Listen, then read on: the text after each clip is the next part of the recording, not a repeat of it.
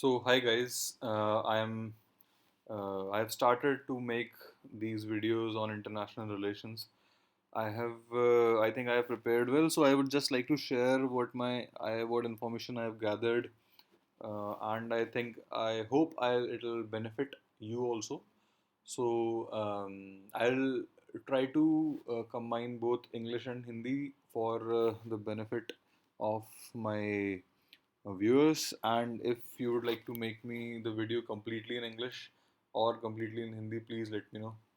So I think I would start with India and Nepal relations.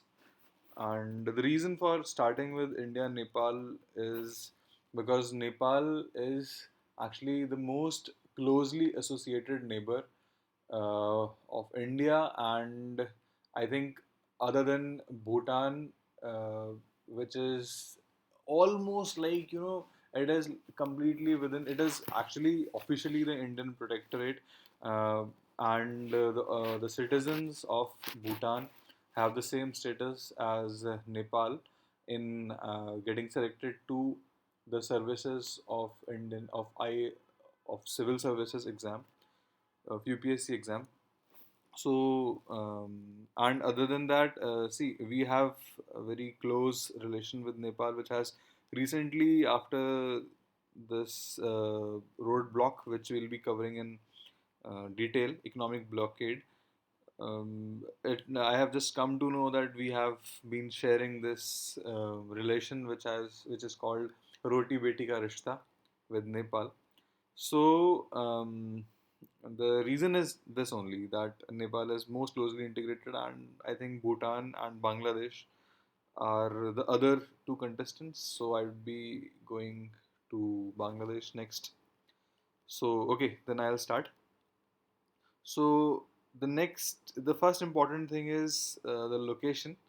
So if you can see, this Nepal is on the northern border of India, just sandwiched between Uttarakhand and Sikkim. Uttarakhand on the west and Sikkim on the east, and UP, Uttar Pradesh, and Bihar are the southern neighbors. Also, one more state touches, if you can see in the map, West Bengal. So five states are totally touching in this. Just for the information, Bangladesh, maybe five states he touch होते हैं. Not important for UPSC, but yes, some other exams also. The location important factors are, see, both are part of South Asia, both are part of SARC, and Himalaya is the common northern frontier of India and Nepal.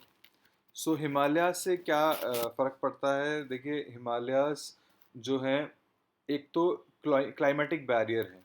सबसे important चीज़ जो है India के लिए, monsoon. Agriculture पर dependent देश है हमारा. तो other than the boundary which separates China and other Asian continent from India, यहाँ पे हिमालयाज जो हैं, एक तो बाउंड्री का काम करते हैं चाइना से, हमें सेफ गार्ड करते थे, although that thing has been discarded after 1962 war. जैसा कि 62 वॉर में हमें थोड़ा ये एहसास हुआ कि हम इतने ज़्यादा प्रोटेक्टेड नहीं हैं जितना हमने उस टाइम तक सोच रखा था. तो एक बाउंड्री है, एंड सबसे इम्पोर्टेंट चीज़ जो मुझे लगती है वो है क्लाइमेटिक बैरियर.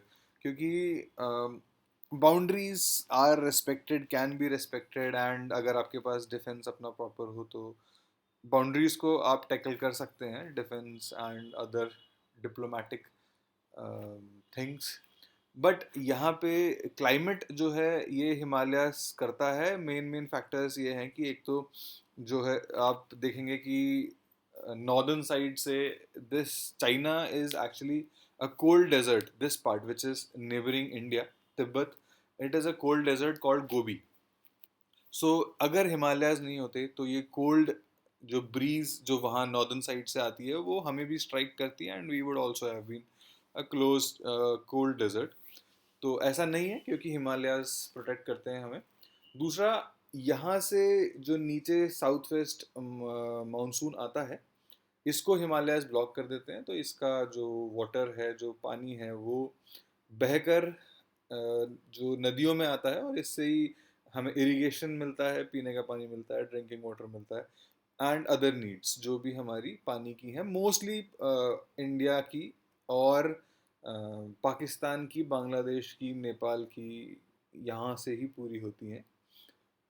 तो ये हिमालयाज का इम्पोर्टेंट फैक्टर्स जो मेन मेन है। बाकी उसके अलावा इकोलॉजिकली बहुत वर्सेटाइल है, बहुत ही डाइवर्स है हिमालयाज, क्योंकि इसमें करीब करीब from foothills to its top हमारे पास सारे के सारे ऑलमोस्ट बायोम्स और जो इकोसिस्टम्स हैं वो मिल जाते हैं, स्टार्टिंग फ्रॉम रेन फॉरेस्ट जो कि एकदम इसके नीचे फुट हिल्स पे हैं हिमालय के, उसके बाद डेसिडुअस रेन फॉरेस्ट, एंड बाद में फाइनली आते आते टुंड्रा बायोम एंड पोलर जो भी हैं हमारे बायोम्स हमें मिल जाते हैं, जो हमारे इकोसिस्टम्स हैं।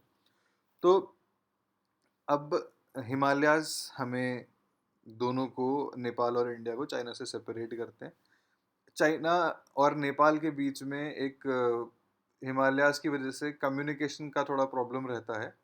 कम्युनिकेशन इन द सेंस, पहले जैसे communication mostly transport, actually transport, but पहले कम्युनिकेशन को इसी से सिनोनिमस माना जाता था। Transport and communication was synonymous, क्योंकि अगर आप देखेंगे तो SLOC SLOCs, sea lanes of communication, वो ट्रांसपोर्ट के ही होते हैं। तो that is what I gather from it. अब नेपाल और चाइना इतने वेल कनेक्टेड नहीं है क्योंकि हिमालयाज की वजह से passes are there, but still Himalayas are formidable barrier to cross despite Chinese engineering skills.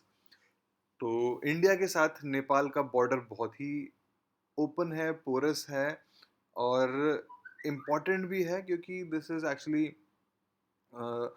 India और नेपाल के रिलेशंस का ये एक बहुत इम्पॉर्टेंट फैक्टर है, क्योंकि पोरस ओपन बॉर्डर्स, और जैसा कि आगे हम पढ़ेंगे treaty of peace and friendship, जिसकी वजह से नेपाल और इंडिया के सिटीजन्स को एक दूसरे कंट्री में बिल्कुल अपने ही सिटीजन्स के जैसे ट्रीट किया जाता है। तो Himalayas and importance of Himalayas. उसके बाद में क्या है कि इंडिया जब इंडिपेंडेंस मिली इंडिया को 1947 में, उससे पहले ब्रिटिशर्स की पॉलिसी भी ये रही थी कि दे यूज टू क्रिएट बफर्स, जैसे कि वेस्टर्न साइड में भी एंड ईस्टर्न साइड में भी नीचे, क्योंकि India was a crown in British, India was a jewel in the British crown, और इंडिया को प्रोटेक्ट करने के लिए ब्रिटिशर्स हमेशा बफर बना के रखने की कोशिश करते थे इंडिया के साइड्स में। जैसे कि इफ़ यू नो कि Afghanistan was also almost under the influence of Britishers. फिर अगर आप यहाँ देखेंगे तो नेपाल, सिक्किम, भूटान, अरुणाचल, और इनफैक्ट म्यांमार भी ब्रिटिश का ही प्रोटेक्टोरेट था, नीचे श्रीलंका भी, और बांग्लादेश, नेपाल, बांग्लादेश और पाकिस्तान तो तब इंडिया के ही पार्ट हुआ करते थे। तो बफर माना जाता है एक नेपाल। उसके बाद में भी जब हमें इंडिपेंडेंस मिल गया, तो नेपाल को पंडित नेहरू ने नेपाल, भूटान और सिक्किम को एज अ बफर मेंटेन करना ही ठीक समझा इंडिया और चाइना के बीच में। ऑल्दो पहले तो तिब्बत ही था, लेकिन 1949 में तिब्बत को चाइना ने टेक ओवर कर लिया था, तो 1949 और 1951 में। तो इसीलिए ये हमारा एक बफर मेंटेन किया पंडित नेहरू ने इसको। But afterwards I think 1970s में सिक्किम को इंडिया में इनकॉर्पोरेट कर लिया गया आफ्टर रेफरेंडम, जिसमें 99.7% लोगों ने इंडिया में इंटीग्रेशन के लिए वोट किया था। तो नाउ मूविंग ऑन, ये एक जोन ऑफ पीस नेपाल ने खुद को बनाने के लिए 70s और 80s में अंडर जो इसके किंग थे, तो इन्होंने ये एक कोशिश की थी कि इसको जोन ऑफ पीस डिक्लेयर कर दिया जाए, लेकिन इंडिया ने रिजेक्ट कर दिया। उसके रीजंस हैं कि जोन ऑफ पीस का मतलब ये होगा कि किसी दूसरे कंट्री की आर्म्ड फोर्सेस यहाँ स्टेशन ना की जाएं। लेकिन अगर इंडिया भी ये प्रस्ताव को मान लेता, तो उसमें प्रॉब्लम ये थी कि कल को अगर चाइना किसी वजह से, किसी रीज़न से, जैसा कि हम सब जानते हैं कि आजकल चाइना नेपाल से, आजकल क्या, इनफैक्ट कुछ दिनों से चाइना ने साउथ एशिया में अपना इन्फ्लुएंस काफ़ी बढ़ाया है। तो अगर नेपाल में चाइना आ जाता है किसी रीज़न से, and then it will be dangerous for India, India के फ्रंटियर सेफ नहीं रह जाएंगे। तो तब इंडिया को ज़रूरत पड़ेगी कि वो अपने आर्म्ड फोर्सेस को टैकल करने के लिए, just in case, not exactly कि उनके आते ही कुछ ऐसा होगा, लेकिन यू नेवर नो, हमेशा अपने टेरिटरी को सेफ गार्ड करना चाहिए। और इसीलिए इंडिया ने जोन ऑफ पीस को डिक्लेयर करने से मना कर दिया, ताकि हमारी आर्म्ड फोर्सेस इफ़ नीड भी वहाँ पर जा सकें and they can protect the territory of India. उसके अलावा नेपाल एक लैंडलॉक कंट्री है, सी से कोई एक्सेस नहीं है। तो इसीलिए, and India being a large benevolent neighbour, India ने नेपाल को एक्सेस दिया हुआ है, फ्री एक्सेस दिया हुआ है, कालकटा पोर्ट एंड अभी रिसेंटली वाइजैक पोर्ट। तो रिसेंटली पोर्ट वाइजैक दिया है, तो इसीलिए इट माइट बी इम्पोर्टेंट। तो ये आप देख सकते हैं कि Calcutta port and Vizag port को नेपाल एक्सेस कर सकता है। ऑल्सो बांग्लादेश जो है हमारे लिए एक बहुत ही इम्पोर्टेंट कंट्री है, क्योंकि नॉर्थ ईस्टर्न पार्ट को ये हमारे लिंक करता है। तो हम नॉर्थ ईस्टर्न पार्ट को एक्सेस कर सकें थ्रू, जैसे हम एक Calcutta to Dhaka to Agartala bus चलती है, तो बांग्लादेश ने हमें ये एक्सेस दिया है। इसके एवज में, इसके रिटर्न में, हम बांग्लादेश को नेपाल का एक्सेस देते हैं, और नेपाल को बांग्लादेश का एक्सेस देते हैं। They can use our territory to move their goods. Bhutan and Nepal को बांग्लादेश कुछ भी भेज सकता है, एंड रिटर्न में ये भी उन्हें कुछ भी भेज सकता है। तो that is mostly about location. और now we move on to trade. These two are most important things, एक तो geographical proximity और एक आपका ट्रेड कितनी है आपके बीच में। तो ऑब्वियसली इंडिया के जितने भी नेबर्स हैं, एक मोटा मोटा आप ये देख सकते हैं कि करीब करीब $5 बिलियन का ट्रेड है इंडिया और नेपाल में भी, बांग्लादेश में भी, और श्रीलंका में भी। तो अगर क्वेश्चन आ जाता है, एंड इफ़ यू राइट कि इंडिया एंड बांग्लादेश और इंडिया एंड श्रीलंका और India and Nepal trade is approximately $5 billion, then it won't be wrong. Although यहाँ पे 4.2 है, वहाँ पे 6 है, and there is 5. So, but still you can write it. Okay. So, moving on, Indian exports are $3.6 billion, 86%. If you'll see in the graphic also, not very complex, बहुत simple सा graphic है कि 86% इंडिया कवर करता है, 14% बस नेपाल के exports हैं। तो very very unpleasant situation for Nepal, जैसा हमारे और चाइना के बीच में है। हम चाइना को बहुत कम एक्सपोर्ट करते हैं, $70 बिलियन जो टोटल ट्रेड है उसमें से, I don't exactly know, but I think 60 और नहीं, आई थिंक $50 बिलियन चाइना का पार्ट है। I just confirm it when, जब मैं चाइना का स्लाइड बना रहा हूँ। तो इसी तरह से यहाँ पे भी सिचुएशन कुछ ऐसी ही है। 86% हमारा एक्सपोर्ट होता है, नेपाल का बहुत कम है। तो इसके लिए इंडिया ने क्या किया है कि नेपाल को, बांग्लादेश को, मैं जानबूझ के नेपाल, बांग्लादेश, श्रीलंका को एक साथ लेके चल रहा हूँ, ताकि क्वेश्चन जब आप लिखेंगे तो बहुत आसानी होगी ये लिखने में। तो नेपाल को, बांग्लादेश को इंडिया ने duty free and quota free access दिया हुआ है इंडिया की टेरिटरी के लिए। यहाँ पे ये कुछ भी अपने कंट्री से एक्सपोर्ट कर सकते हैं। India will not be, India कोई भी इसके ऊपर ऑब्जेक्शन नहीं करेगा, except there is a negative list जिसपे there are certain items which can not be exported by these countries to India. So but otherwise कोई ड्यूटी नहीं लगेगी इनके गुड्स पे, और कोई कोटा नहीं है अगर जो गुड एलिजिबल है एक्सपोर्ट के लिए। तो स्टिल ये सिचुएशन ऐसी है, इसको इम्प्रूवमेंट के लिए there are steps being taken. Bangladesh में अभी बांग्लादेश ने SEZ, स्पेशल इकोनॉमिक जोन लगाने का ऑफर दिया था। इसी तरह नेपाल में भी इंडिया के इन्वेस्टमेंट बढ़ रहे हैं, but still there is a long way to go. And obviously India जो है नेपाल का लार्जेस्ट ट्रेडिंग पार्टनर है। Nepal is not the largest trading partner, Nepal नहीं हो सकता है, क्योंकि इतना ज़्यादा प्रोडक्शन नहीं है।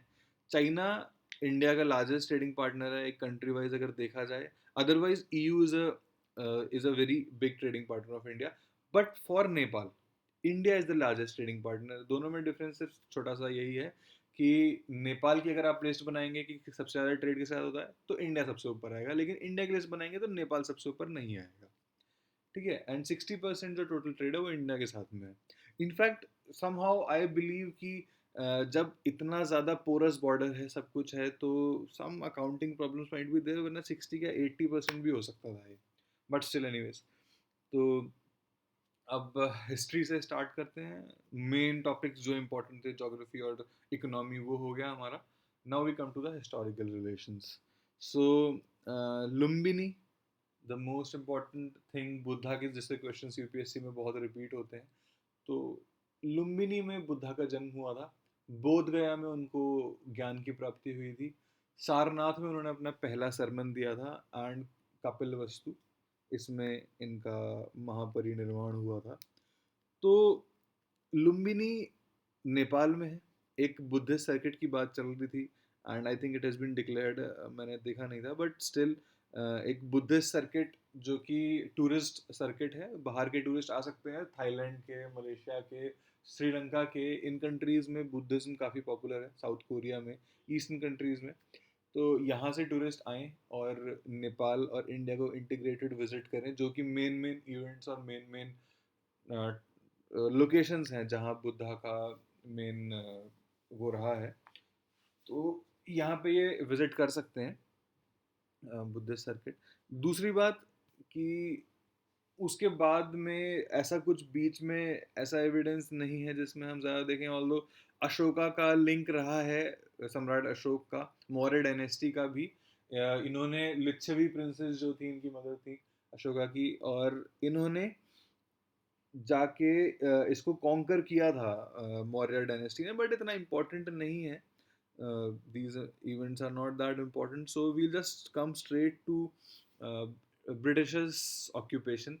ब्रिटिशर्स ने करीब 10 साल वॉर हुआ था इनके बीच में, छोटे मोटे फाइट्स, बैटल्स, एंड अल्टीमेटली जो इम्पोर्टेंट है वो है ट्रीटी ऑफ सुगौली। तो 1814 में ये ट्रीटी साइन की गई थी, treaty of Sugauli, India sorry Anglo Nepal war, that is British और नेपाल के बीच में। इससे, इस ट्रीटी से नेपाल ने ब्रिटिशर्स को अपना दार्जिलिंग पार्ट, जो कि ईस्ट में है, अब वेस्ट बंगाल का पार्ट है इंडिया के स्टेट का, एंड वेस्ट में कुमाऊं गढ़वाल रीजन, तो ये इन्होंने ब्रिटिशर्स को दे दिया था अपना पार्ट। एंड कुमाऊं गढ़वाल और दार्जिलिंग के बारे में यू ऑल नो कि ये हिली स्टेशंस हैं, तो टूरिज्म के लिए इम्पोर्टेंट है। और एक इम्पोर्टेंस इसका ये भी है कि दोनों जगह पे ब्रिटिशर्स ने टी प्लांटेशंस की कोशिश लगाने की कोशिश की थी, although they could only succeed in the eastern part, that is Darjeeling. Darjeeling T is very famous, and geographical indicator status भी है, जीआई स्टेटस। तो वेस्टर्न पार्ट में सक्सेसफुल नहीं हो पाया। ये क्वेश्चन आया था यूपीएससी में कि क्यों नहीं हो पाया, और उसका रीज़न ये है कि यहाँ पे स्पाइक्स बहुत हैं टेम्परेचर में, क्लाइमेट में।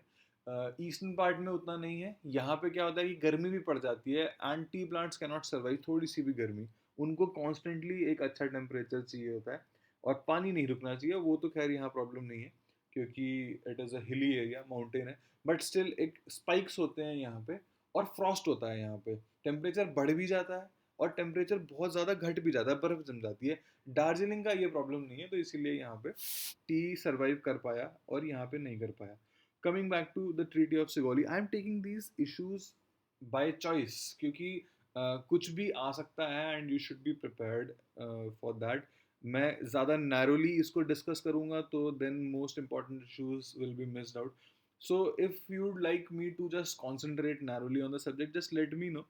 थोड़ा वीडियो लंबा हो जाता है, but anyways questions he important है, हमें एग्जाम ही क्लियर करना है, और तो पीएचडी करनी नहीं है। तो ये treaty of Sugauli is very important, 1814, please remember it. So we'll just move on to the India Nepal treaty of friendship 1950।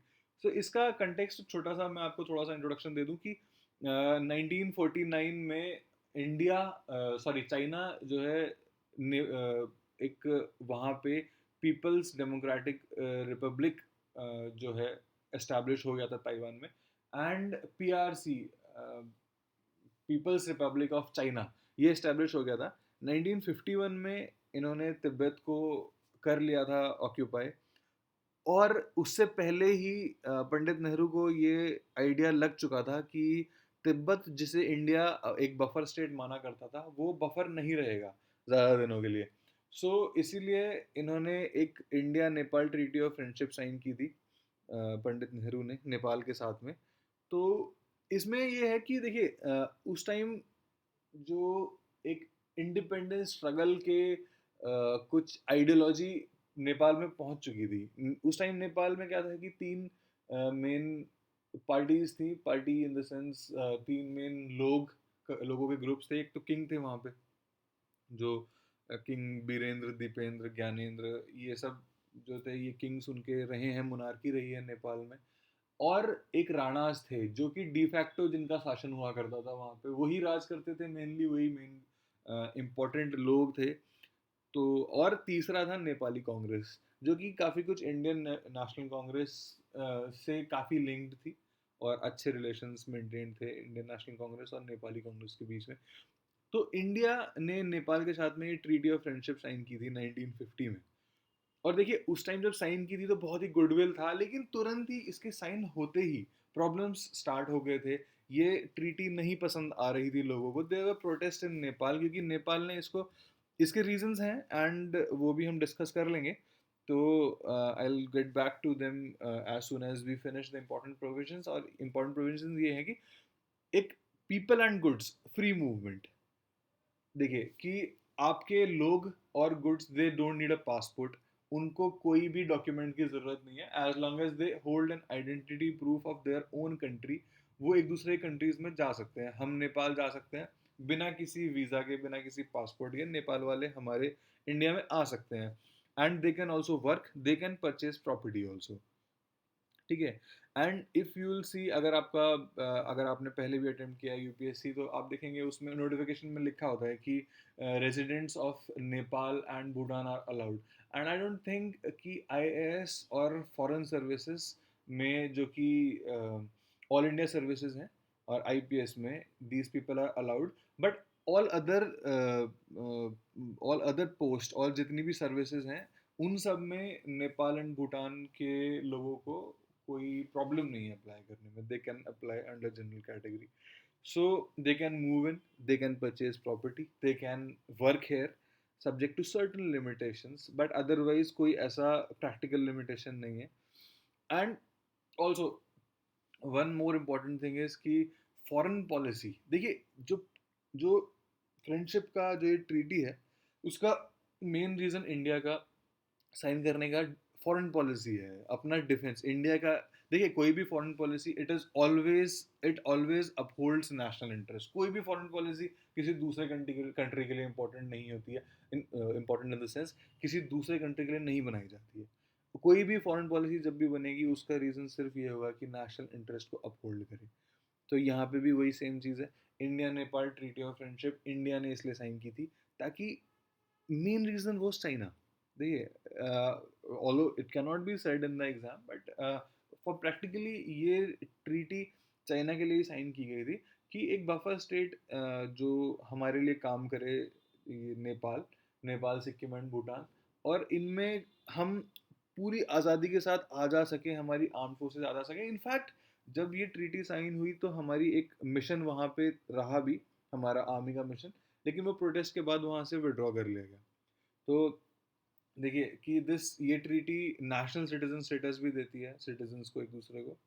ठीक है। और उसके अलावा ये जो है डिफेंस का मेन एक इम्पॉर्टेंट प्रोविजन ये है कि कोई भी अगर नेपाल को अपना कुछ भी आर्म्स खरीदने हैं, तो ट्रीटी में ऐसा कहा गया था कि इंडिया से ही खरीदेगा, अगर इंडिया ऑप्शन है तो। ये ऑप्शन, मतलब वर्डिंग ऐसी है उसकी ट्रीटी की, अगर आप देखेंगे कि अगर इंडिया वो नहीं प्रोवाइड कर सकता तो आप किसी और से ले सकते हैं, सब्जेक्ट टू इंडियन एक्सेप्टेंस। ठीक है। बट अगर इंडिया प्रोवाइड कर सकता है तो आप इंडिया से ही लेंगे। लेकिन इनके किंग्स ने बाद में चाइना कार्ड प्ले किया, चाइना का इन्फ्लुएंस लाने की कोशिश की, क्योंकि इन्हें लगता था कि इंडिया ज़्यादा हावी हो रहा है। तो उन्होंने इसको ट्रीटी को के प्रोविजंस को ब्रेक किया काफ़ी बार, एंटी एयरक्राफ्ट गन्स वगैरह खरीदी थी 80s में। So coming back to this treaty. ठीक है। और उसके बाद ये भी है कि अगर threat to one country will not be tolerated by the other, same like जैसा इंडिया भूटान का है। और उस टाइम 71 में इंडिया सोवियत ट्रीटी साइन हुई थी, तो बिल्कुल उसमें भी यही प्रोविजन थे कि अगर कोई अटैक कंट्री इस पे करता है तो दूसरा कंट्री भी उसको अपने ऊपर अटैक मानेगा। एंड उसके बाद में India became the net provider of security और and maintenance of law and order. तो इंडिया, अगर कोई भी यहाँ पे प्रॉब्लम होती है, कभी भी कोई चाइना या कोई और कंट्री अटैक करने की कोशिश करता है, तो India will come to the rescue of Nepalese. And also अगर कोई डोमेस्टिक इश्यूज भी होता है, तो Nepal can very well ask for help from India, and India will be providing it. Okay, अच्छा, इसके बाद में अब प्रॉब्लम्स क्या थे? प्रॉब्लम्स ये थे कि इस ट्रीटी को जब साइन किया गया था, तो इंडिया की तरफ से इंडियन एम्बेसडर ने साइन किया था, और नेपाल की तरफ से नेपाल के पीएम ने साइन किया था। तो बहुत ही ह्यूज डिप्लोमेटिक ब्लंडर है ये। जो भी, अगर इनफैक्ट जब आप देखिए आज भी अगर कोई इम्पोर्टेंट हमारा विजिटर आता है, कोई डिग्निटरी आता है, तो उसे रिसीव करने वाले भी साथ ही जाते हैं, इफ पॉसिबल। देखिए, सिर्फ रिसीविंग की बात है, और यहाँ एक इतनी इंपॉर्टेंट ट्रीटी साइन हो रही है, और उसमें भी आप अपने पीएम को नहीं भेज रहे। तो ये एक डिप्लोमेटिक ब्लंडर था इंडिया की साइड से। तो इंडिया के एम्बेसडर जो वहाँ पे नेपाल में उस टाइम थे, उन्होंने ये साइन की थी, वहाँ से नेपाल के पीएम ने साइन की थी। तो इट वाज अ ह्यूज, जिसको नेपाली मीडिया ने और नेपाल के लोगों ने ठीक तरह से नहीं लिया, क्योंकि ऑब्वियसली दे थॉट कि हमें डिग्रेड किया जा रहा है। ठीक है, दूसरी बात, इंडिया के जो एक मिशन वहाँ पे स्टेशन किया गया था, कि जिसने नेट प्रोवाइडर ऑफ सिक्योरिटी के नाम पे, कि हम कभी भी सिक्योरिटी में प्रॉब्लम नहीं होने देंगे, इंडिया ने मिलिट्री अपनी वहाँ पे स्टेशन किया, आर्मी अपनी। तो उसको भी नेपाल ने प्रोटेस्ट बाद में स्टार्ट हो गए कि हमारी सोवरेनिटी के ऊपर वार है ये। तो ये भी एक इशू था। ऑल्सो नेपाल, ये एक प्रोविजन था कि सिर्फ इंडिया से इंपोर्ट करेगा, इंडिया की टेरिटरी से इंपोर्ट करेगा, इंडिया से ही इंपोर्ट करेगा। और दूसरा प्रोविजन ये भी था कि टेरिटरी से भी करेगा, टेरिटरी किसी और की यूज़ नहीं कर सकता। और टेरिटरी किसी और की कैसे करेगा? इंडिया और नेपाल ही आपस में इतने लिंक्ड है, किसी और कंट्री से इंडिया का नेपाल का टच ही नहीं है। सिर्फ तिब्बत और चाइना, एंड वहाँ पे तो पहले से ही ट्रांसपोर्ट का इतना प्रॉब्लम है। तो वही एक पॉइंट था जिसे इंडिया चाहता था कि वहाँ से ना आए कुछ भी।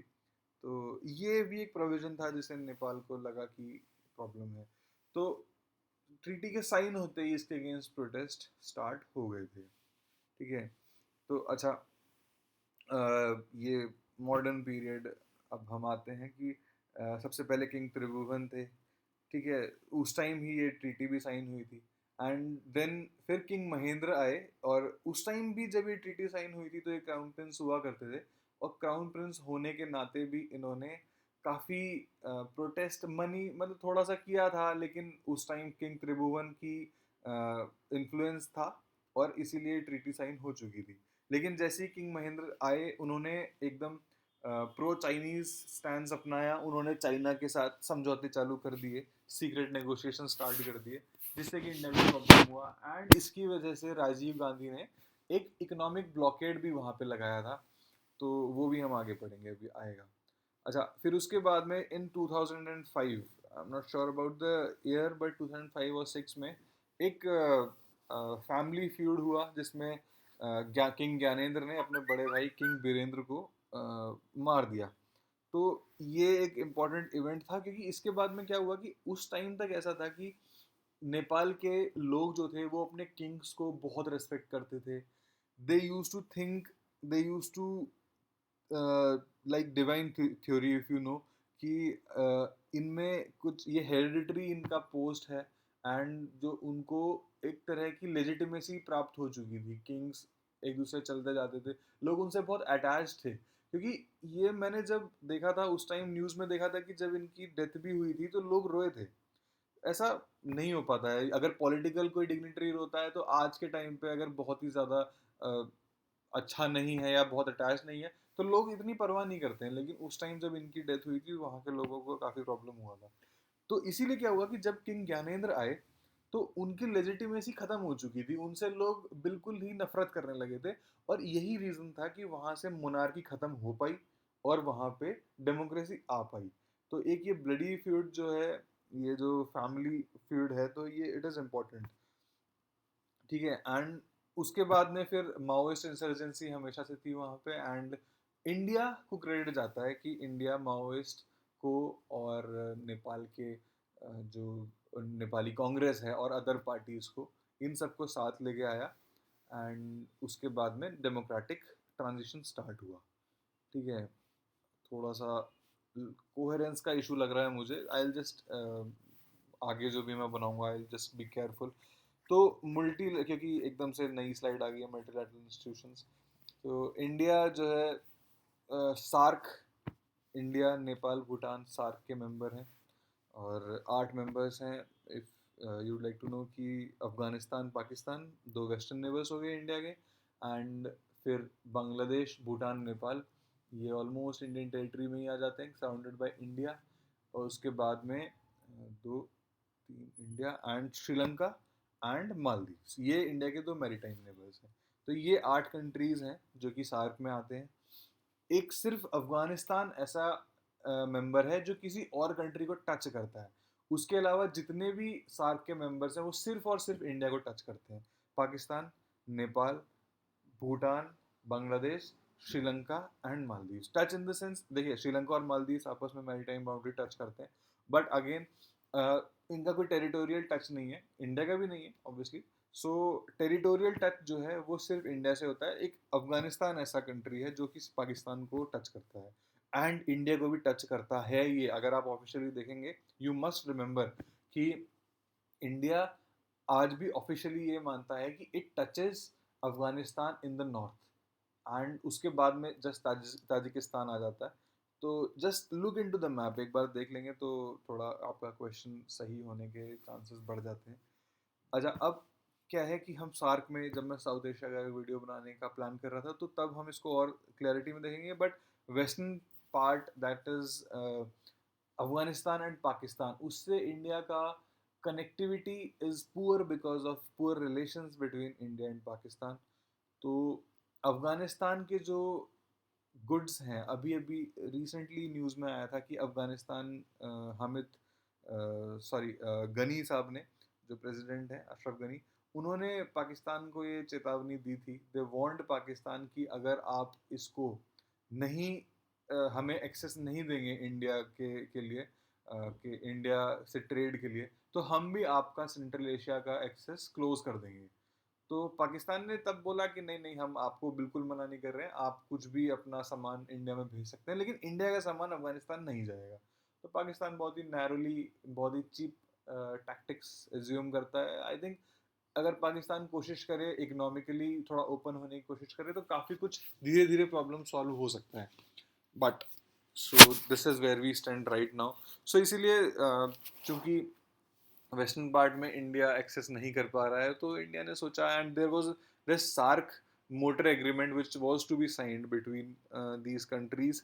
सो इंडिया रियलाइज्ड कि कोई फ़ायदा नहीं है ज़्यादा पाकिस्तान को मनाने से, नहीं मानेगा. तो then finally they signed an BBIN motor agreement, not met, agreement.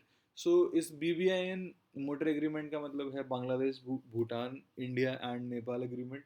अब ये कोई भी जो मोड ऑफ ट्रांसपोर्ट है, रेल, रोड, बस, ये जा सकते हैं आपस में. तो this agreement moves on like that. इसमें एक चीज़ ध्यान रखिएगा कि भूटान ने इस एग्रीमेंट को साइन तो किया है, लेकिन they are not very enthusiastic. उन्होंने कहा है कि economic relations are secondary for us, हम पहले अपनी इकोलॉजी और स्पिरिचुअल रिलेशंस को ध्यान में रखेंगे. तो जैसे कि अगर हम काफ़ी कुछ आइसोलेटेड, एक्सक्लूडेड हैं, तो अगर बहुत ही ज़्यादा यहाँ पे रेल रोड आ जाता है तो हमारी इकोलॉजी जो कि फ्रेजाइल है उसमें प्रॉब्लम होगा. तो Bhutan is not very enthusiastic, but उसने साइन किया है, उसने एक्सेस दिया है. Okay, so it's not like कि उन्होंने मना कर दिया, बट हाँ उन्होंने ये कहा है कि हम पहले इकोलॉजी को कॉन्सेंट्रेट करते हैं. बाकी बांग्लादेश एंड नेपाल ने काफ़ी इंथुजियास्टिकली इसको साइन किया.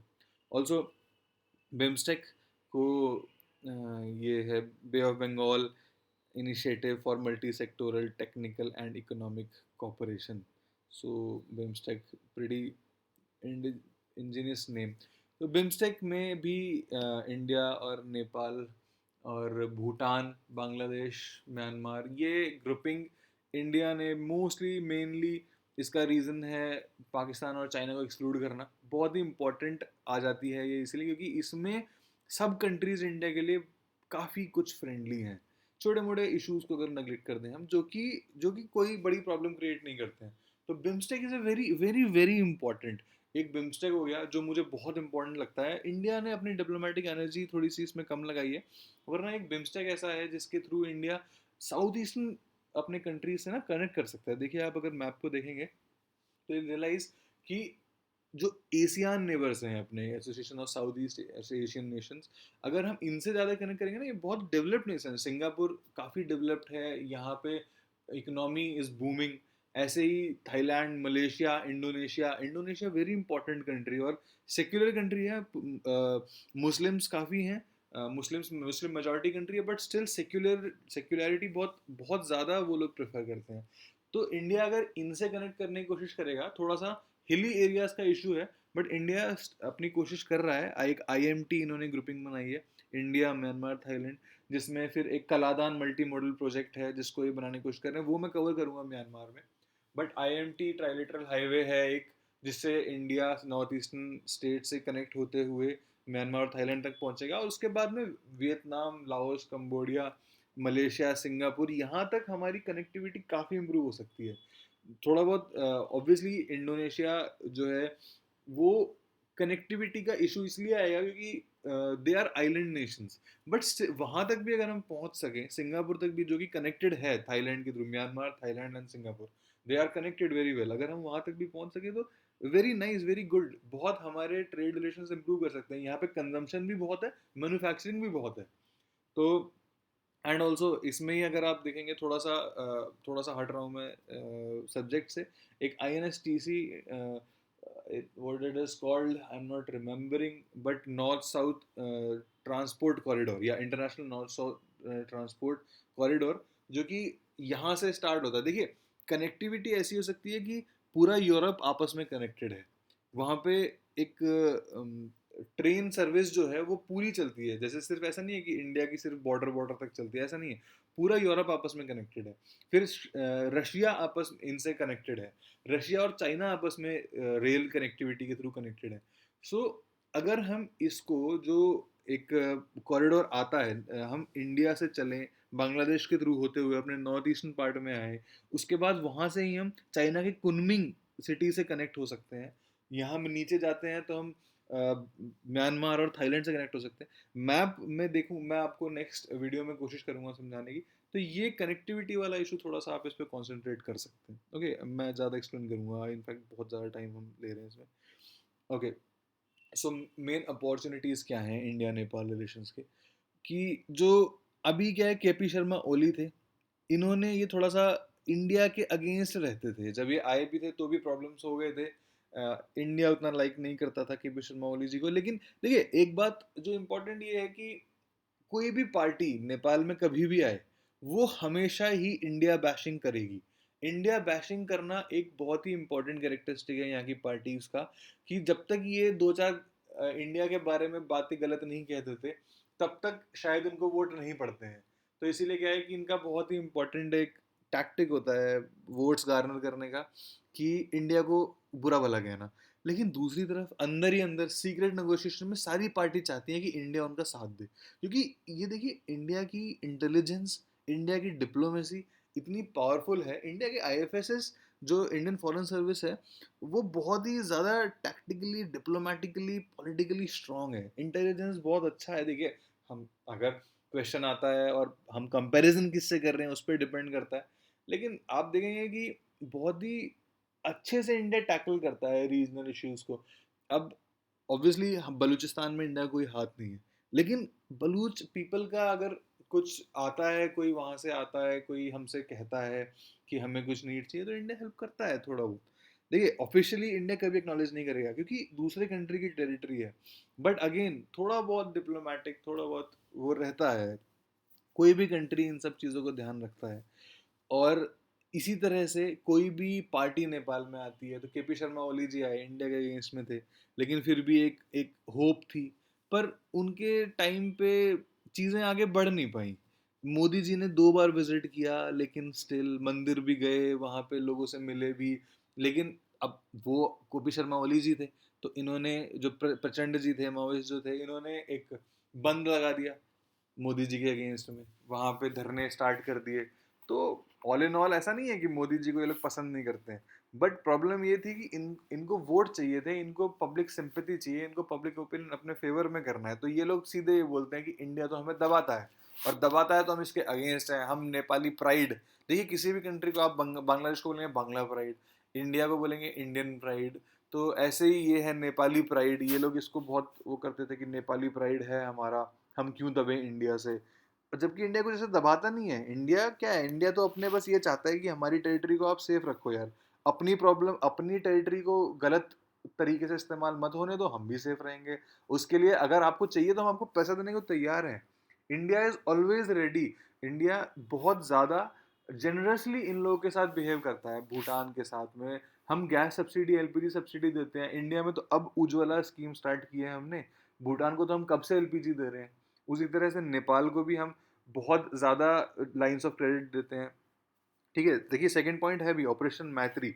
इंडिया ने जब नेपाल में अर्थक्वेक आया तो with in hours not days, घंटों के कुछ घंटों के भीतर इंडिया की एनडीआरएफ टीम नेपाल पहुंच चुकी थी, और इंडिया ने अपने सारे के सारे रिसोर्सेज जो हैं, हार्डवेयर जो मिलिट्री हार्डवेयर है, जैसे कि अपने प्लेन्स, ग्लोब मास्टर बहुत बड़ा प्लेन है, आप इसकी फोटो गूगल कीजिएगा, इसमें बहुत टैंक्स वगैरह भी आ जाते हैं, C-16 Globemaster, C-130J Hercules super Hercules, AN-32, IL-76 helicopters, सब कुछ इंडिया ने अपना नेपाल में लगा दिया कि इन्हें प्रॉब्लम ना हो। $1 बिलियन प्लेज किया इकोनॉमिक असिस्टेंस के लिए। नेपाल ने इस चीज़ का बहुत बहुत माना, इस चीज़ को बाद में बहुत ज़्यादा प्रेज किया, वर्ल्ड ने पूरे प्रेज किया। देखिए उस टाइम इंडिया ने एक ऑपरेशन मैत्री लिया था नेपाल के सेफ गार्ड के लिए, और दूसरी तरफ एक ऑपरेशन राहत था जो कि नेवी का बहुत ही मेन ऑपरेशन था येमेन में, जब सऊदी एक ऊपर से एयर स्ट्राइक्स करते थे। तो क्या है देखिए, एक ऑपरेशन राहत के बारे में थोड़ा सा बताऊंगा कि ऑपरेशन राहत का बहुत एक इम्पॉर्टेंट फैक्टर ये था कि दो बातें इंपॉर्टेंट थी, कि एक तो इंडिया ने हर कंट्री के लोगों को रेस्क्यू किया है। अमेरिकन मीडिया में आप अगर यूट्यूब पे सर्च करेंगे तो आप देखेंगे अमेरिकन मीडिया ने इस चीज़ को प्रेज किया था कि क्या इंडिया एक सुपर पावर बनने की तैयारी में है, अमेरिका अपने सिटीजन्स को नहीं ला पा रहा है लेकिन इंडिया अमेरिकन सिटीजन्स को लेके आ रहा है। वीके सिंह जो हमारे मिनिस्टर ऑफ स्टेट थे एक्सटर्नल अफेयर्स के, वो खुद गए थे, उन्होंने जाके उन लोगों को जो अपनी टीम थी उनको लीड किया था वहाँ पे, नेवी की टीम्स को। तो एक पॉइंट ये है, दूसरा एक इम्पॉर्टेंट पॉइंट ये भी है कि सऊदी अरेबिया ने इंडिया की रिक्वेस्ट पे अपने जो बॉम्बिंग ऑपरेशंस थे उनको रोक दिया था कुछ समय के लिए, जैसे जैसे इंडिया आता था तो वो रोक देते थे। तो देखिए बहुत ही डिप्लोमेटिक एक विन है ये, कि एक ऐसा कंट्री जो कि पाकिस्तान के बहुत नज़दीक है, सऊदी अरेबिया, वो इंडिया की बात मान रहा है कि ठीक है हम आपको टाइम देते हैं, आप जाइए अपने सिटीजन्स को रिसीव कीजिए, ह्यूमैनिटेरियन जो एड है इसके लिए। तो ये बहुत इंपॉर्टेंट है, आप इसको देखेंगे, थोड़ा इसको ध्यान दीजिएगा, ऑपरेशन राहत और ऑपरेशन फिर मैत्री, जिसमें इंडिया ने बहुत अच्छा रोल प्ले किया। ठीक है, और दूसरा देखिए, ये जो रीजन है ये बहुत ही फ्रेजाइल रीजन है। हिमालयाज बहुत ही यंग माउंटेन्स हैं, टूटते रहते हैं, गिरते रहते हैं, नॉट लाइक पेनिनसुला। पेनिनसुला जो हमारा है, डेक्कन प्लेटू है, ये बहुत ही एक ओल्ड, मतलब ये ना स्टेबल है रीजन, इसमें प्रॉब्लम नहीं आते, इसमें अर्थक्वेक्स आते हैं, ऐसा नहीं है। जो गुजरात रीजन है, डेक्कन प्लेटू है, यहाँ पे इट इज़ नॉट लाइक कि बहुत ही स्टेबल है, लेकिन ये अनस्टेबल है। हिमालय हिमालय बहुत ही अनस्टेबल है क्योंकि बढ़ रहा है आज भी। 8848 हुआ करती है जब हम छोटे थे, तो इसकी हाइट 8848 मीटर्स एवरेस्ट की, आज 8850 मानी गई है। तो ये बढ़ रहा है, अब भी हाइट पकड़ रहा है, नदियां बह रही हैं जो कि वहां से ड्रेन कर रही हैं, हिमस्खलन, भूस्खलन, लैंडस्लाइड, ये सब स्लाइड जो हैं ये होती रहती हैं यहाँ पे। तो इस फ्रेजाइल इकोसिस्टम को, फिर देखिए डाइवर्सिटी बहुत है यहाँ पे, तरह तरह के जीव जंतु पाए जाते हैं। तो अगर आप देखेंगे तो इनको हमें सेफगार्ड करना पड़ेगा। अभी 2-3 साल पहले ये उत्तराखंड में जो बाढ़ आई थी, केदारनाथ जो बाढ़ आई थी, इसका क्या रीज़न था? इसका रीज़न यही बताया गया है कि जो बहुत छेड़छाड़ कर रहे हैं इंडिया, डैम्स वगैरह बना रहा है, टिहरी, और ये जो इनकी हम इसके साथ ज़्यादा छेड़खानी कर रहे हैं, रोड्स बना रहे हैं, डैम्स बना रहे हैं, तो इसकी वजह से ये आया था उत्तराखंड डिजास्टर, उत्तराखंड फ्लड्स जो आए थे। तो इंडिया और नेपाल को कंसंट्रेट करना पड़ेगा, कोऑपरेट करना पड़ेगा कि हम ये इकोसिस्टम को सेफगार्ड करें। देखिए डेवलपमेंट इंपॉर्टेंट है, लेकिन साथ में इकोसिस्टम बहुत इंपॉर्टेंट है। हम ये नहीं सोच सकते कि डेवलपमेंट करेंगे तो इकोसिस्टम भाड़ में जाए। अगर इकोसिस्टम में हमने ध्यान नहीं दिया तो ये आगे चल के हमारे डेवलपमेंट को खाएगा। देखिए जो डिजास्टर था उसमें कितने लोग बह गए, जो फ्लड्स आए वो कितने इंपॉर्टेंट प्रोडक्टिव लोग थे, कितने इमोशनल अटैचमेंट थे उनके साथ में, जिन लोग भी जो लोग के साथ में वो जुड़े हुए थे, क्या वो काम कर पाएंगे इतना जल्दी? टाइम लगेगा उनको वापस आने में। तो हम सिर्फ अगर इमोशनल नहीं भी देख रहे ना, हम अगर हम देश के लिए सोच रहे हैं तो भी आप देखेंगे इकोनॉमिकली हम बहुत लॉस में जाते हैं। क्योंकि देखिए एक बहुत ही इनह्यूमन बात कह रहा हूँ, लेकिन जो ये टूरिस्ट हैं दे आर नॉट लाइक कि बहुत ही they are not backward people. बहुत जो टूरिस्ट कौन होता है यूजुअली, कौन होता है यूजुअली टूरिस्ट? थोड़ा सा मिडिल क्लास या अपर मिडिल क्लास या rich class. Poor people they are not tourist, वो नहीं जाते हैं, वो काम के लिए ही माइग्रेट करते हैं। तो जब ये लोग जा रहे हैं तो इकोनॉमिकली हमें बहुत नुकसान होता है। और ऐसा नहीं है कि पुअर की वजह से नहीं होता है, that is not my point है। मैं सिर्फ ये कहना चाहता हूँ कि अगर हम इकोनॉमिकली भी देखें तो भी हमें इसका बहुत नुकसान, इकोलॉजिकली तो और इमोशनली तो है ही है। Poor people are as important as the rich people, लेकिन इकोनॉमिकली हमें बहुत लॉस होता है, हम बहुत पिछड़ जाते हैं किसी भी डिजास्टर के आने से। तो अगर हम इस पे इकोलॉजी पे कॉन्सेंट्रेट नहीं करेंगे तो इकोनॉमी भी हमारी साथ नहीं देगी हमारा। तो हमें अपने लोगों को बचाना होगा और इसके लिए इकोलॉजी इज़ इम्पोर्टेंट। तो इंडिया एंड नेपाल साथ में मिलकर काम करें तो बहुत ही अच्छा रहेगा। फिर finally hydro power and infrastructure project. देखिए एक बहुत इंपॉर्टेंट चीज़ ये है कि नेपाल में ये वैसे अगर आप देखेंगे तो ये इससे पिछले पॉइंट का काउंटर पॉइंट ही है, लेकिन हम हर एस्पेक्ट से हर चीज़ को देख रहे हैं तो इसलिए ये भी देखना पड़ेगा हमें। नेपाल में बहुत ही तगड़ा हाइड्रो पावर पोटेंशियल है। Hydro power potential is very very very important for Nepal, क्योंकि रिवर्स यहीं से बहती हैं, यहीं से स्टार्ट होती हैं और पूरा एक हाइट से बहती हैं। तो जब हाइट मिलती है, एक पोटेंशियल एनर्जी इनको मिलती है, तो और उसी वजह से क्या होता है रिवर्स यहाँ बहुत तेज भी बहती है। तो यहाँ पे अगर आप कोई भी एक हाइड्रो पावर प्लांट बनाते हैं तो उसको हाइट मिलेगी, उसको काइनेटिक एनर्जी मिलेगी, हाइट की वजह से पोटेंशियल एनर्जी मिलती है और मूवमेंट की वजह से काइनेटिक एनर्जी मिलती है। तो डैम से एनर्जी प्रोडक्शन का पोटेंशियल बहुत ही हाई है, एनर्जी और इलेक्ट्रिसिटी पोटेंशियल बहुत हाई है। तो लेकिन नेपाल इज रिलेक्टेंट, उसके यही रीजन हैं। एक तो इकोलॉजी कि नेपाल को लगता है कि नुकसान होगा। दूसरी बात क्या है कि देखिए डैम्स का dams are called multipurpose project. उसका रीज़न ये है कि उनमें क्या होता है कि डैम से इरिगेशन तो होता ही होता है, दूसरी बात वहाँ से इलेक्ट्रिसिटी पैदा होती है, फिर वहाँ पे फिश का प्रोडक्शन हो सकता है। लेकिन यहाँ क्या हो रहा है कि नेपाल में ज़्यादा फ्लैट लैंड है नहीं, थोड़ा बहुत जो है वो मधेसी एरिया जो हमारे प्लेन्स हैं वहीं पे है, तो यहाँ पे है नहीं। तो इसकी वजह से क्या हो जाता है कि नेपाल में इरिगेशन का स्कोप नहीं है। तो नेपाल सोचता है कि हम इतना पैसा लगाएं और इरिगेशन ना हो पाए, तो ये प्रॉब्लम है। तो इसीलिए क्या है कि एक नेपाल ने इतना ध्यान नहीं दिया, वरना चाहता तो नेपाल एनर्जी प्रोड्यूस करके इंडिया को बेच सकता था, ये बहुत इंपॉर्टेंट हो सकता था नेपाल के लिए, लेकिन इम्पोर्टेंट सोर्स ऑफ रेवेन्यू हो सकता था, बट ऐसा नहीं हुआ। सो अल्टीमेटली इट इज़ देखिए just a second please hold on a second. Okay okay, so let coming back to this Nepal. So क्या हो रहा है कि इस वजह से एक तो ये अरेबल लैंड नहीं है, इकोलॉजिकल प्रॉब्लम है। दूसरी बात लोकल्स डिस्प्लेस होते हैं, जैसे नर्मदा बचाओ आंदोलन गुजरात में है, लोकल्स डिस्प्लेस होते हैं, मेधा पाटकर जी आंदोलन कर रही हैं। तो ये प्रॉब्लम्स हैं जिसकी वजह से नेपाल ने इतना ध्यान नहीं दिया हाइड्रो पावर की तरफ। ठीक है, बट अब यहाँ पे चल रहा है। तो इंडिया और नेपाल ने आपस में काफ़ी एग्रीमेंट्स भी किए थे। तो उसमें एक ये 5600 megawatt Pancheshwar multipurpose dam project है।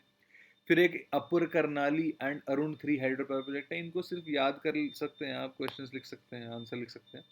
फिर गंदक और कोसी नदी पे एग्रीमेंट किए हैं इंडिया और नेपाल ने 600।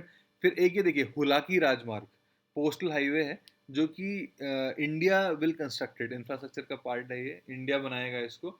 और ऐसी एक ईस्ट वेस्ट रेलवे लाइन है, मेची बिल्कुल ईस्ट में और महाकाली नदी जो है वेस्ट में। तो यहाँ इन दोनों को कनेक्ट करेगा इंडिया, ये बनाएगा, तो इंफ्रास्ट्रक्चर प्रोजेक्ट ये इंडिया बनाएगा। ये आप पांचों नोट करके और कभी अपने एग्जाम्पल्स में यूज कर सकते हैं। ठीक है। अच्छा प्रॉब्लम्स क्या है, इरिटेंट्स।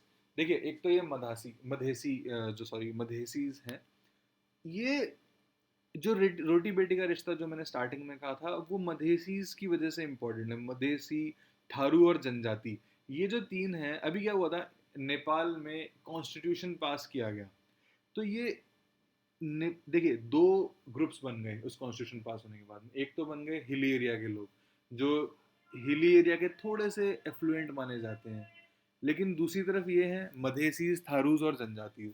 ये लोग इतने एफ्लुएंट नहीं माने जाते हैं, ये लोग उतने रिच नहीं माने जाते हैं, लेकिन न्यूमेरिकली ये लोग ज़्यादा हैं, 50 से ज़्यादा हैं, आधे से ज़्यादा, 51% है। तो इसीलिए क्या हो रहा था कि, लेकिन इनके साथ में कुछ ऐसे प्रॉब्लम्स आए कॉन्स्टिट्यूशन में कि जिसकी वजह से इनको थोड़ा इशू हुआ। फॉर एग्जांपल मैं बता दूं आपको मेन मेन पॉइंट्स। एक तो ये था कि इनको जितनी पॉपुलेशन दी 50%, आधी, उस हिसाब से इनको सीट्स नहीं मिली। They were only allotted 60 seat out of 160।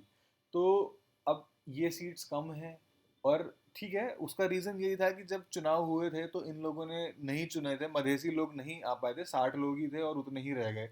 लेकिन इनका रिप्रेजेंटेशन कम था उसमें। दूसरी बात क्या थी, देखिए जो डिवीजन हुआ था, जो डिवीजन ऑफ टेरिटोरियल कॉन्स्टिट्यूएंसी जो हुए हैं, जो टेरिटोरी मार्क की गई थी, वो इस तरह से मार्क की गई जो कि इनके लिए फेवरेबल नहीं थी।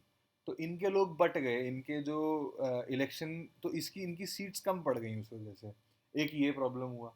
फिर देखिए रोटी बेटी का रिश्ता, इसका मतलब क्या है कि शादी ये लोग करते हैं, ये लोग एम्प्लॉयमेंट, इनका इंडिया, एम्प्लॉयमेंट और शादी, ये दो चीज़ें बहुत ही इंटीग्रेटेड हैं इंडिया के बिहार और ऊपर नॉर्दर्न यूपी रीजन से। तो क्या होता है इसकी वजह से कि अमेंडमेंट ऐसा था कि अगर आदमी जो कोई सॉरी कोई भी सिटीजन नेपाल का, वो वहाँ पे बॉर्न नहीं है, ठीक है, तो अगर वो बॉर्न नहीं है तो वो ज़्यादा ऊपर नहीं जा सकता, टॉप कॉन्स्टिट्यूशनल पोस्ट उसको नहीं मिलेंगे। तो अब क्या है, फिर ये मधेसीज जो हैं इनके लिए प्रॉब्लम हो गया ये, क्योंकि इनके बच्चे नहीं कर पाएंगे। तो फिर उनके पेरेंट्स की बॉर्न, ये चीज़ हम और कवर कर लेंगे, अभी मैंने लिखा हुआ है।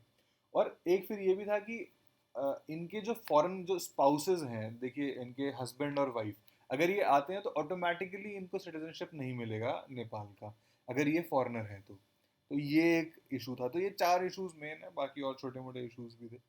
तो ये अमेंडमेंट इंडिया ने बोला था इनको करने के लिए, ठीक है। अच्छा, उसकी वजह से क्या हुआ, मधेसीज ने बॉर्डर को ब्लॉक कर दिया, इकोनॉमिक ब्लॉकेड आ गया।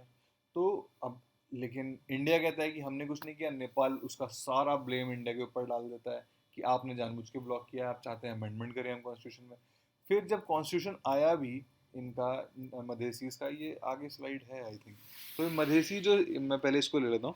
तो जब ये आए, ये कॉन्स्टिट्यूशन आया भी मधेसीज का, ये सॉरी नेपाल का, तो देखिए पाकिस्तान और चाइना ने बोला कि we welcome the constitution and we welcome the democracy in Nepal. India ने क्या बोला था, we note that the constitution of Nepal has been passed.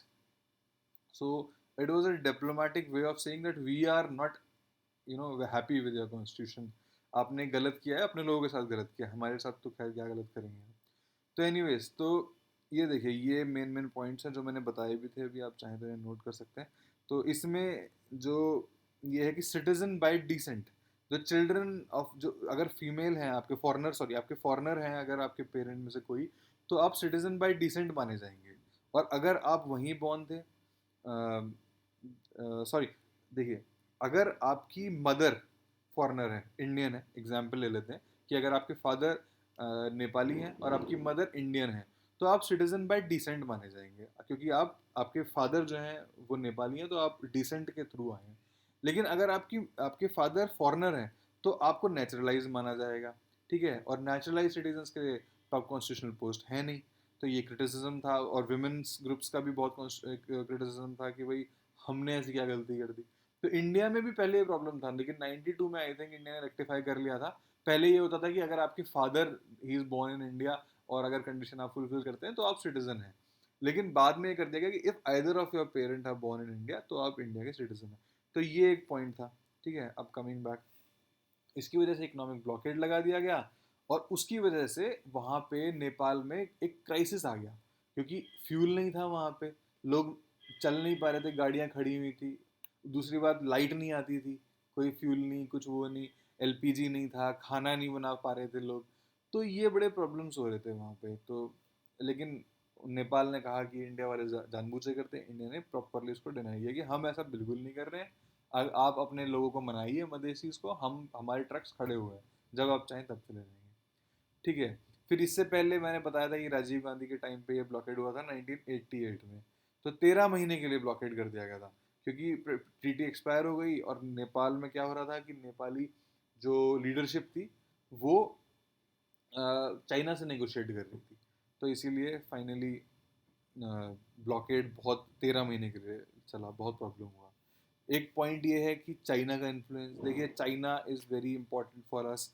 हम हमारी फॉरेन पॉलिसी काफ़ी कुछ चाइना सेंट्रिक है, ठीक है। हम जो है एक ऑलमोस्ट जीरो सम गेम माना जाता है इंडिया चाइना के बीच में। अगर चाइना का इन्फ्लुएंस बढ़ रहा है तो इंडिया घट रहा है, इंडिया का बढ़ रहा है तो चाइना का घट रहा है। ऑल्दो ऐसा नहीं है, और काफ़ी लोग कहते हैं ऐसा नहीं है, एक्सपर्ट्स कहते हैं कि इंडिया अपना कॉन्सेंट्रेट करे। इंडिया कहता भी है कि हम अपना डेवलपमेंट चाहते हैं, लेकिन चाइना क्या है, बॉर्डर पे इनकर्जन्स, प्रॉब्लम्स, अरुणाचल के जो रेजिडेंट है उनका और जम्मू कश्मीर के रेजिडेंट को स्टेपल्ड वीज़ा देना, फिर कश्मीर का अगर कोई जैसे कश्मीर में पोस्टेड कोई आर्मी मैन है तो उसको वो अलाउ नहीं करते हैं साथ में जाने, ये सब इश्यूज हम देखेंगे चाइना वाले पार्ट में। तो चाइना कभी कभी प्रॉब्लम क्रिएट करता है इंडिया के लिए। फिर पाकिस्तान के साथ चाइना की क्लोज रिलेशनशिप हमेशा प्रॉब्लम करती है इंडिया के लिए। मसूद अजहर का एक टेक्निकल बैन लगा रखा है, उसको टेररिस्ट नहीं डिक्लेयर करने दे रहा है चाइना। तो ये सब प्रॉब्लम्स हैं, ठीक है, चाइना के साथ में। तो एक इसी की तरह चाइना, अब देखिए जैसे कि क्या है ना, एशियान कंट्रीज जो चाइना के नेबर्स हैं, वो जिनका भी प्रॉब्लम है, फिलीपींस हो गया, वियतनाम हो गया, जापान हो गया, ये सब क्या करते हैं, इंडिया को काउंटरवेट की तरह यूज करते हैं चाइना को। Use in the sense they want India to play balancing act, ठीक है, ताकि इंडिया चाइना को बैलेंस कर सके। ऐसे ही क्या करते हैं नेपाल, बांग्लादेश, इनमें अगर डिस्पेंस जो इनका रूलिंग पार्टी अगर थोड़ी सी चाहती है तो वो यही काम करती है, वो भी चाइना कार्ड प्ले करती है इंडिया के अगेंस्ट में, ठीक है। तो ये चाइना का ये प्रॉब्लम है।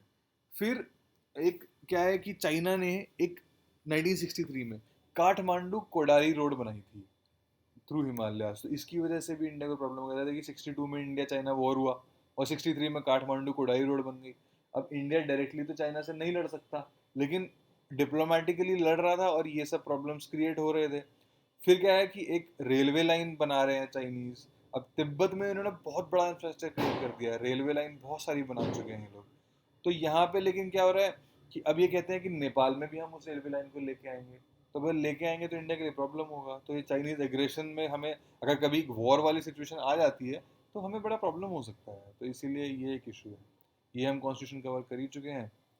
बाकी छोटे मोटे जो इश्यूज हैं, जैसे देखिए छोटे मोटे नहीं है वैसे, इंपॉर्टेंट है ये भी, कि एक तो करेंसी और ड्रग्स स्मगलिंग बहुत है, क्योंकि बॉर्डर्स आर पोरस। तो पोरस अगर बॉर्डर्स हैं तो क्या होगा, स्मगलिंग बहुत होगा। यहाँ से फेक करेंसी बहुत आती है, आर्म्स स्मगलर किए जाते हैं, नक्सलीज को प्रोवाइड किए जाते हैं, माओइस्ट को दिए जाते हैं। और देखिए ये अब्दुल करीम टुंडा, इफ़ आई एम करेक्ट, मैंने अभी ऐड किया है ये, तो इसको अरेस्ट किया गया नेपाली टेरिटरी से। तो नेपाल ने कोऑपरेट तो किया, लेकिन देखिए ये लोग आते हैं पाकिस्तान से नेपाल और फिर उसके बाद में इंडिया में घुस जाते हैं, ठीक है। तो ये इशू आते हैं कि दाऊद इब्राहिम को भी इंडियन इंटेलिजेंस ने कहा था कि ये यहाँ पे आता रहता है नेपाल में, ठीक है। और फिर चाइना और पाकिस्तान तो डायरेक्टली इंडियन माओइस्ट को इनकरेज करते हैं, नक्सलाइट को इनकरेज करते हैं, ठीक है। सेक्स ट्रैफिकिंग, वही स्मगलिंग वाला पार्ट, पोरस बॉर्डर है तो सेक्स ट्रैफिकिंग होता है। ने अभी देखिए, अभी last year, I think last year क्या हुआ था कि एक सऊदी और आई थिंक यूएई का डिप्लोमेट था, मैंने लिखा हुआ है, आई डोंट रिमेम्बर एग्जैक्टली, आप प्लीज चेक कर लीजिएगा।